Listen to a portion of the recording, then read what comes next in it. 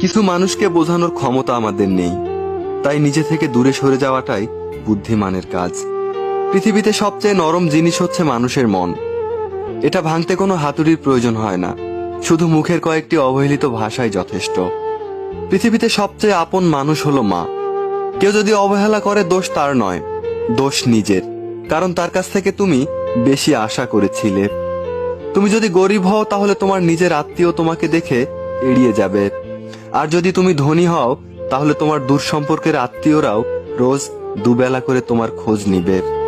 সময় থাকতে প্রিয় মানুষটাকে মূল্য দিও, হারিয়ে গেলে কেঁদে কি লাভ। সম্পর্ক টিকিয়ে রাখার ইচ্ছা যদি দুপাশ থেকেই থাকে, তবে কোনো সম্পর্কই ভাঙা সম্ভব নয়।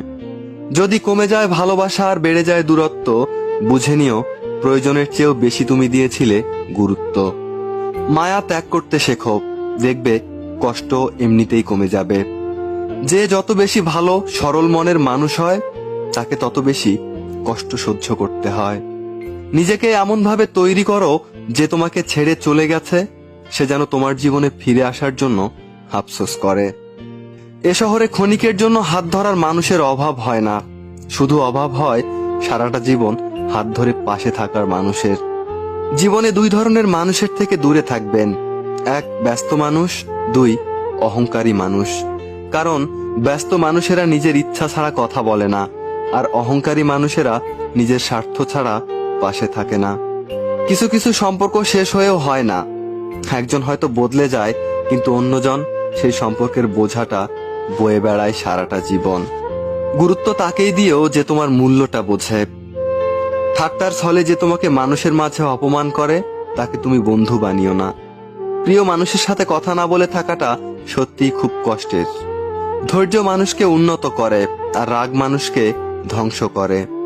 জীবনে তিনটি কথা মনে রাখবে: যে তোমাকে বিপদে সাহায্য করেছে তাকে কোনোদিন ভুলে যেও না, যে তোমাকে ভালোবাসে তাকে কখনো ঘৃণা করো না, যে তোমাকে বিশ্বাস করে তাকে কখনো ধোঁকা দিও না। সব সহ্য করা যায়, কিন্তু প্রিয় মানুষের অবহেলা সহ্য করা যায় না। একতরফা ভালোবাসাগুলো এমনই হয়, একজন পাগলের মতো ভালোবেসে যায়, আরেকজন পাগল ভেবে শুধু অবহেলাই করে যায়। অনুভূতি, ভালোবাসা, মায়া এগুলো যত কম প্রকাশ করবেন, মানুষ আঘাত করার সুযোগ ততই কম পাবে। কোনো অভিযোগ নেই আর কখনো থাকবেও না, আছে শুধু অভিমান, যা কখনো ভুলবও না। সময়ের সাথে যদি কোনো সম্পর্ক নষ্ট হয়ে যায়, তাহলে বুঝে নিও সে সম্পর্কে ভালোবাসা নয়, প্রয়োজন ছিল। সম্পর্ক কখনো তৃতীয় ব্যক্তির জন্য ভাঙে না, সম্পর্ক ভাঙে তার জন্য যে তৃতীয় ব্যক্তিকে